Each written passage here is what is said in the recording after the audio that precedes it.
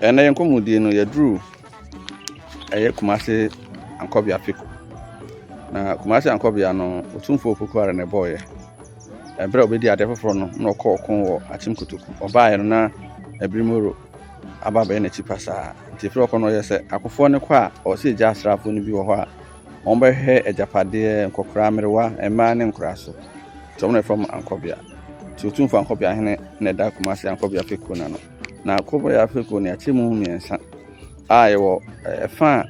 Ankobia hene na kasa da no eno yo mom kutatu ene afena no omo ne wo sa Fiku no ne wo fa soso a eye etipin hene da no eye otumfo etipin hene ene wo fa soso a otumfo anamena ko hene da no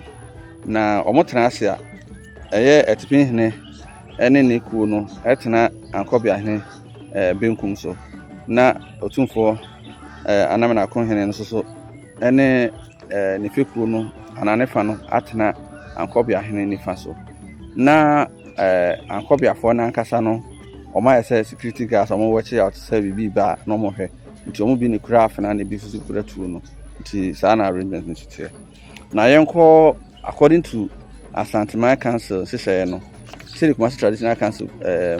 Fiku na efe na Ankobia no oma yese no in terms of seniority no na mbebo no ne di kan no otumfo Ankobia hene do ma no na nipa odi kan di akonya ne efe no kra patapa ku afu ona di kan ye Ankobia hene no do ma no ena maka di kan se otumfo Opokuare na de bae ena otumfo osai Kwame Abreso no so bo atipin hene na nkuro no bebre ho dada ena nsembisisi nti no yati nkuro no bi free amakom ne ebra ena yedebre otumfo atipin hene na nipa odi kan tena akonya no so no na ne din de owusu ansa yesa wo ufri atipin hene no aba anamena akon hene ufru ana akọ otumfo apeja hene na afi do toso enan ene wawase hene ekura wo etimetim chen he ya odifri hokọ afija ne ho na wawase wo na ono soso ena ode echem ema Asante hene ma ne de kokon nti esan fen achem hene ufri wawase hene no ba akurafu hene ufru ana akọ kuma hene no ne kuro ne ben sanfo ena ufru ana akọ mpago hene eno so ben bekwai ye we sanso bom hene ye wa hensan hene ho ye donkon hene ho ye we enyinem hene santase enyinem esan wo deduakon ye nyinem tek deduakon ena esan wo atene akuampon hene wone atene akotun hene na atene akuampon hene na atene akotun hene no eya na omo ntena Ankobia fo ni mu eya na omo nekuta atene asejana asebre na ede asosejana edi Asante hene wona ya na mukutanti omo entantra baby Ankobia fo aka ne no yesan wo prabon hene ono soso 2014 na yewura peja an man be yebrempon ene ewo okun awia abobo ano hene yewo ahwehweba hene ona hwe ahweba afran no so yesan wo ohene ba nkra wo hene yo chachima hene yo apesimaka hene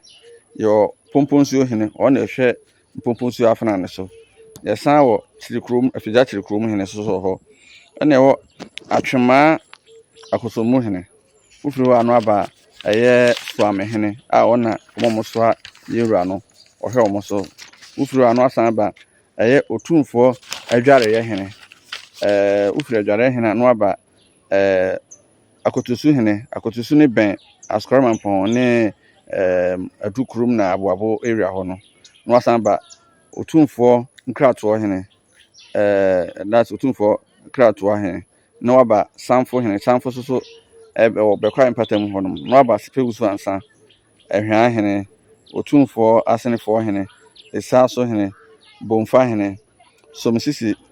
ntuano hene that's one day na okuta otumfo sisi mu ebra okwa na osa one na osu sisi mu se ne be ya na ntuma no ebekura mu ye ono so oben apesika eben